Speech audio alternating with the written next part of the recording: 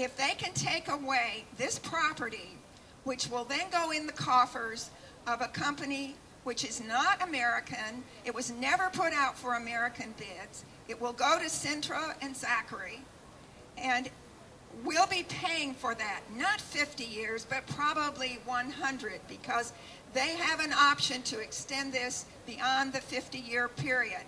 I can't tell you how upsetting this Trans-Texas corridor is. It's really the NAFTA superhighway, which will bring in Chinese goods to the ports in southern Mexico. And companies like Goldman Sachs will be making billions on this business coming in. But the middle class in the United States is going to be devastated by more and more Chinese goods. And as I said to the economist Pat Cho, who's going to buy all this? And he said, we're not going to have people buying it. We're going to have a really desperate time, because this country is not the richest country in the world.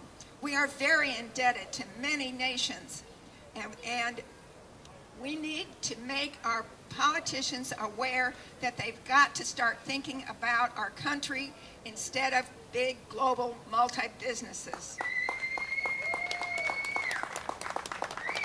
I purchased 100 of the Trans-Texas Corridor bumper stickers, and they're on the U.S. Border Watch table. If you would please leave a little donation, they cost me $1 a piece. I did this out of my own money. I'd like to replenish this and keep this going. I wish every one of you here would put a Trans-Texas Corridor bumper sticker on your car. They're at the U.S. Border Watch table. Also, our cards, and I left some information with fare there. Also, I want to remind you of the November 4th rally at the Capitol in Austin. Let's have a big crowd there for the U.S. Border Watch parade of flags.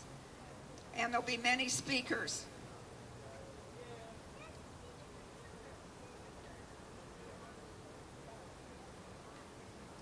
Did you notice the people striking today, or this week in the city of Houston, the service workers, who are probably most of them illegal? They're making $20 a day. You know, that's not what we've been used to paying people doing that kind of work. We're getting way out of balance. People making $400 million a year to $20 a day. And these companies that are pushing for the $20 a day workers have got to be brought to account. In New Orleans, after Katrina, an employment agency was asked to get some workers to help with the cleanup. So this woman headed up her group, and she got workers, and they were so happy to get this cleanup work in New Orleans. After 2 weeks, their employer called them in and said, "I'm sorry, the cheap labor from Mexico has arrived and you're all fired." We cannot have that in this country. It is unjust for our workers to be replaced by hordes of people coming from south of the border.